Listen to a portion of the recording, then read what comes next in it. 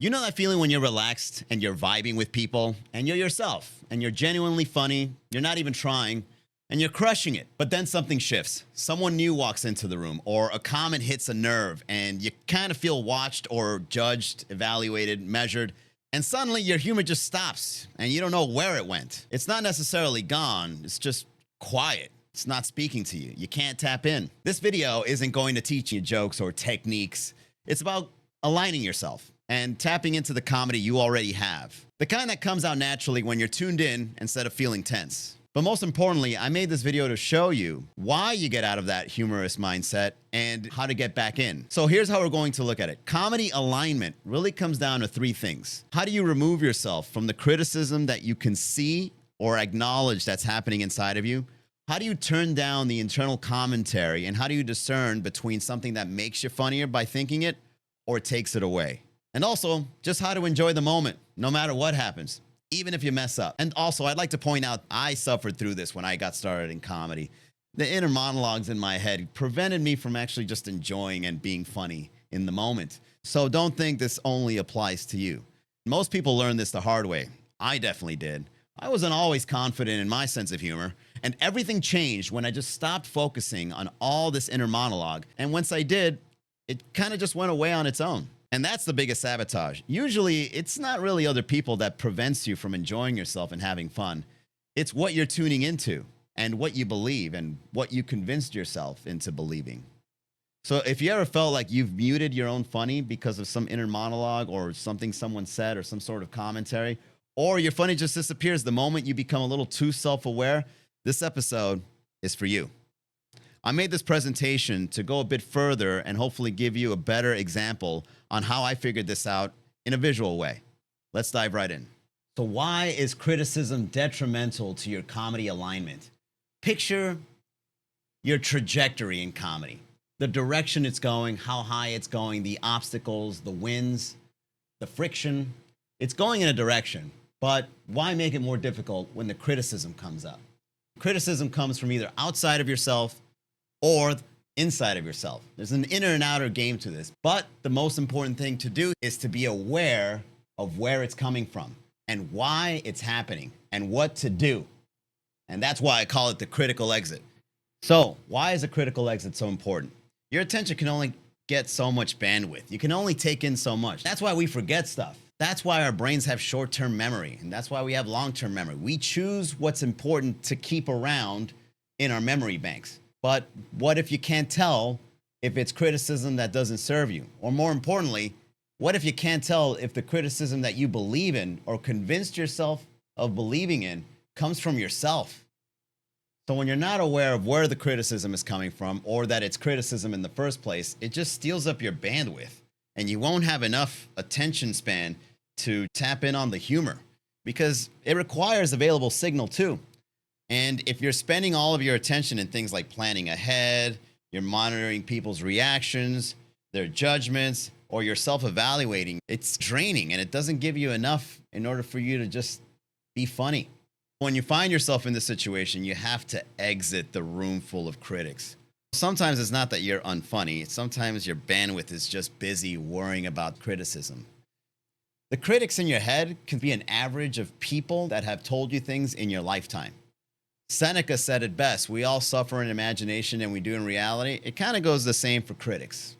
And if you've got the kind of imagination that can make up these critics, you've got the imagination to make up the things that'll help you get to the next level.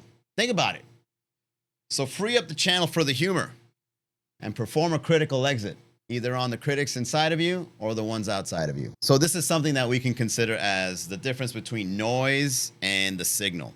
How can you tell the difference between what is the signal that helps you become funnier in the moment and the commentary that prevents you or just throws you off in alignment? Let's start with commentary. Commentary kind of feels heavy. It's got this friction. One thing comes in and it just throws you off completely. It's things like telling yourself, that was dumb. You could have said it better. Make sure you say it right or it doesn't land. Maybe I should explain so that nobody gets the wrong idea of myself.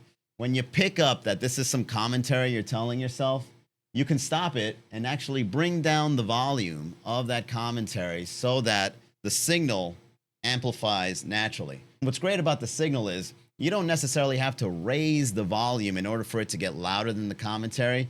All you have to do is bring down the volume of the commentary itself and the signal gets clear, like the dial on a radio station. So what is a signal that helps you become more funny?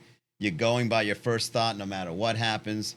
It's instinctive, and you become alive and present in the moment, and you play around with it no matter what happens. When you can tell the difference between what is helping your sense of humor shine and what are the things that dampen your sense of humor, you can then focus on the things that give you more comedy bandwidth. And finally, the last thing to imagine in order to tap into that comedy alignment is just being present. It's just being aware without necessarily having to narrate it. Meaning, don't make it a critical thing when you do see whatever it is you're seeing or feeling whatever it is you're feeling. You don't got to give it labels just yet. You can just enjoy the moment and be present in it, and being aware while you're being present without being so aware that you then got to put it into some sort of abstract definition. Let me show you what I mean.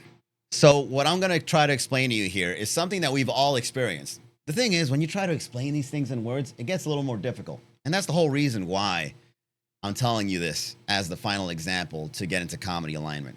You see, some of the best writers, even in comedy, have been so present in the moment that the writing gets better after they've experienced it. Meaning they don't stop and try to make it so now. They don't try to make it a thing now. It's just they see it happening, and the sensation of it happening is good enough for the present moment.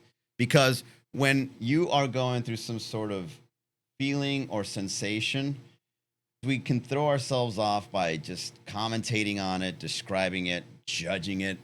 And what happens when you do this is you delay the sensation or stop it altogether to then put it into some sort of abstract way. And it stops the moment from being fully experienced.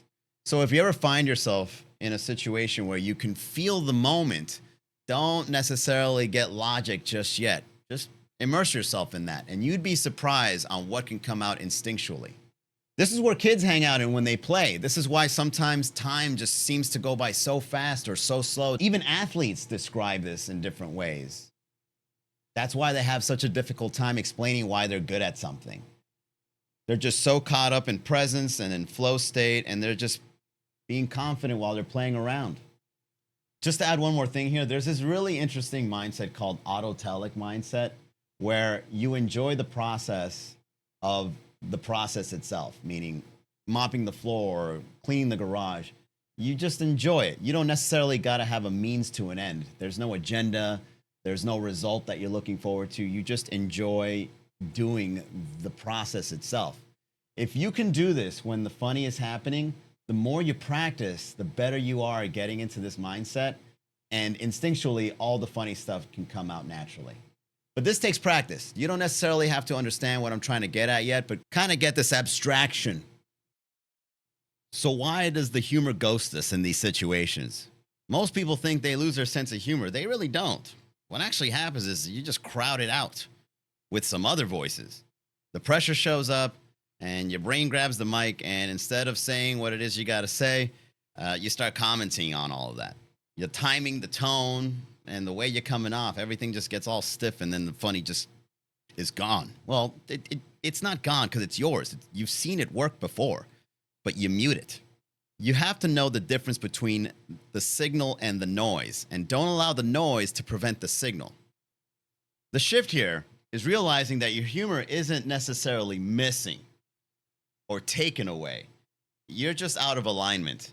And the alignment that we were pointing out here is realizing the criticism and where it's coming from, whether from somebody outside of yourself or from within.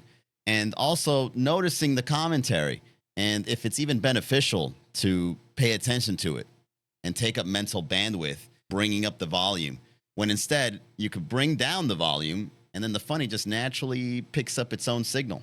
And when you stay engaged like this, you see that you're having more fun instead of just monitoring it. And this is what causes the jokes not to come off forced, because the timing kind of takes care of itself when the criticism is already handled. And this is where comedy coaching actually helps, not by giving you techniques or lines or telling you how to be funny by doing this joke, but by helping you see these things that are blocking your humor, the natural one, and then adjusting it accordingly. Now, different people get jammed in different ways. This is just my way of explaining it based on my own experience. But once you can see yours clearly, the fix becomes more and more obvious.